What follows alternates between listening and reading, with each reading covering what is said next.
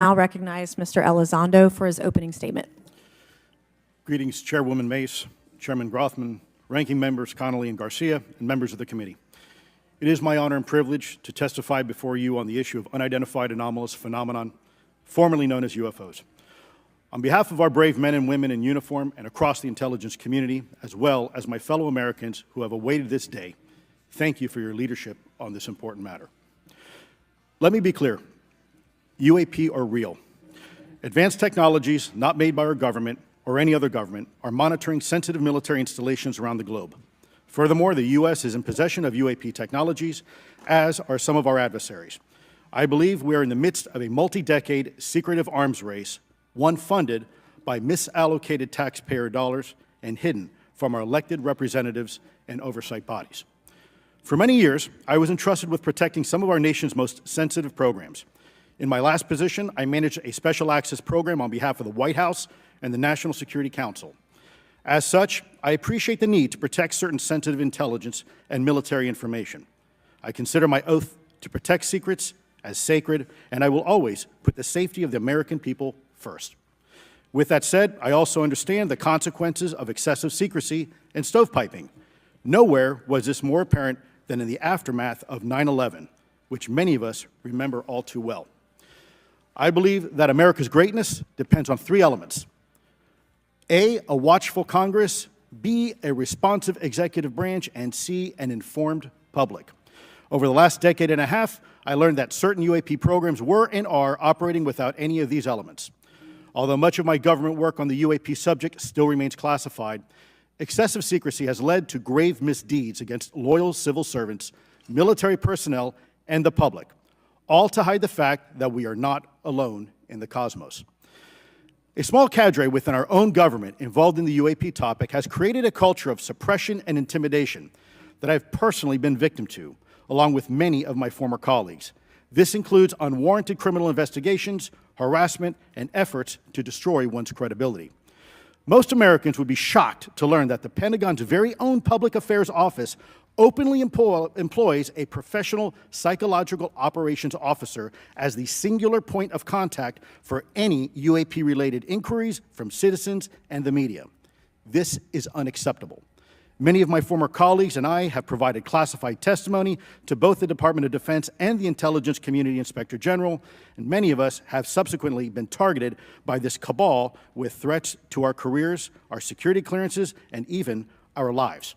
This is not hyperbole, but a genuine fact, and this is wrong. To fix these problems, I propose three principal actions. First, Congress and the President should create a single point of contact responsible for a whole-of-government approach to the UAP issue. Currently, the White House, CIA, NASA, the Pentagon, Department of Energy, and others play a role, but no one seems to be in charge, leading to unchecked power and corruption. Second, we need a national UAP strategy that will promote transparency and help restore the American public's trust at a time when the public's trust is at an all-time low. This strategy should include a whole-of-government approach, including the academic and scientific communities, the private sector, and our international partners and allies. Third, Congress should create a protected environment so whistleblowers desperate to do the right thing can come forward without fear. As it currently stands, these whistleblowers suffer because of stigma, a code of silence, and concerns about retaliation. These whistleblowers should be encouraged to come forward in ways that protect them against any forms of retaliation. Policies and procedures should ensure that protection, and for those who refuse to cooperate, it is up to the members of this committee and the other lawmakers to wield their subpoena power against hostile witnesses and prevent additional government funding to those UAP efforts that remain hidden from congressional oversight. In closing, we as Americans have never been afraid of a challenge. In fact, we thrive on them, whether it's eradicating polio or going to the moon. We don't run from a challenge, we take it head on.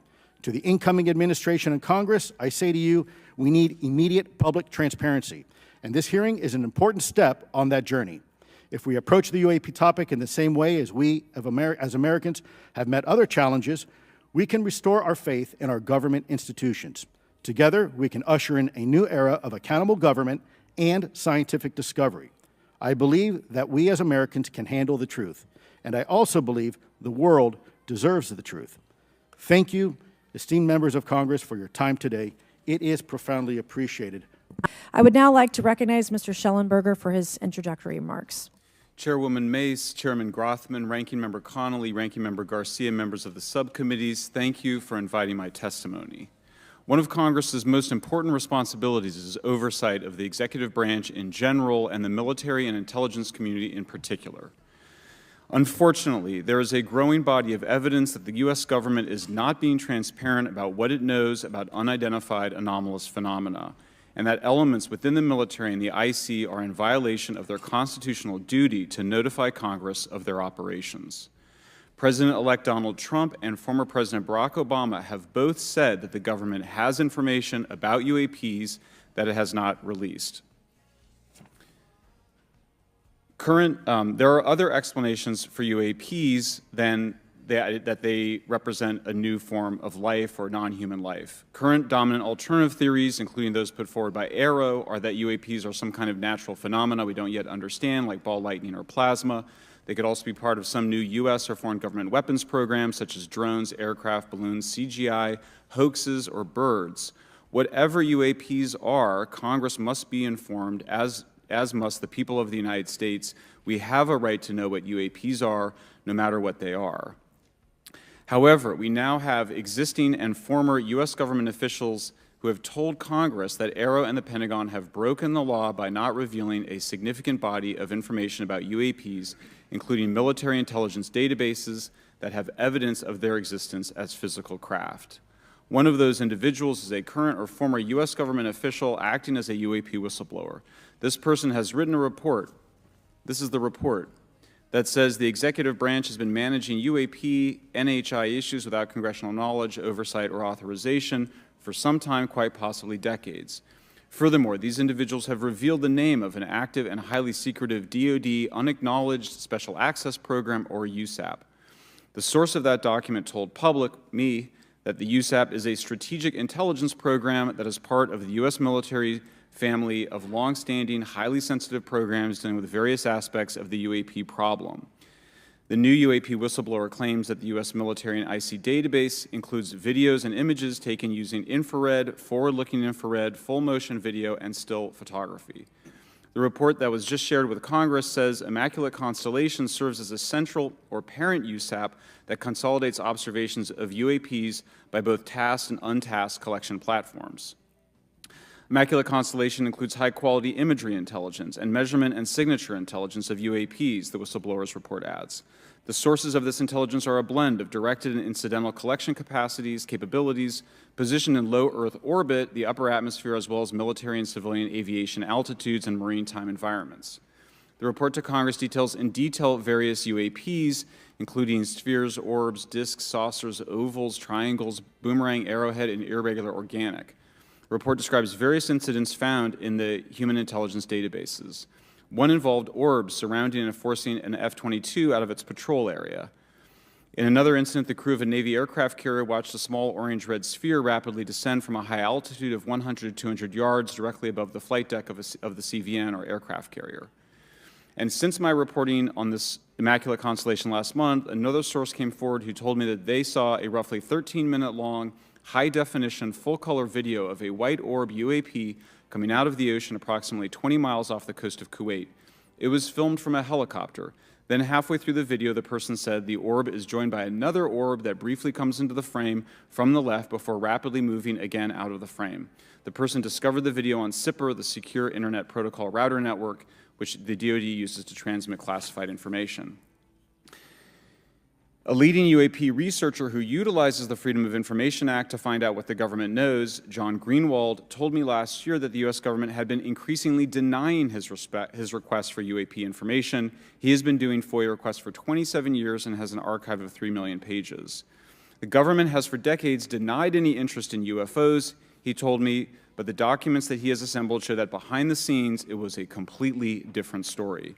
Contrary to the hopes of many advocates of transparency, the government has been restricting more information since the leak of 3 UAP videos in 2017.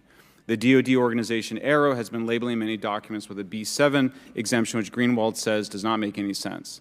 They're stating that anything AARO does is involved in law enforcement investigation, which allows AARO to not release it. Greenwald says that the DoD has denied the existence of a UAP and ATIP-related records on multiple occasions, only to acknowledge them after an appeal was filed. He added that the Naval Air Systems Command in March 2022 stated they found no additional UAP videos. It seemed strange that they had 3 and only those 3, but other requests had been filed by the Black Vault, that's John Greenwald's group, to seek out more places UAPs might be hiding. Then in September 2022, the Navy admitted that the UAP-related videos and photographs existed, but denied the request in full for their release, saying that the requested videos contain sensitive information that are classified and exempt from disclosure. The DoD will deny things on a Monday and then admit to it on a Friday, said Greenwald.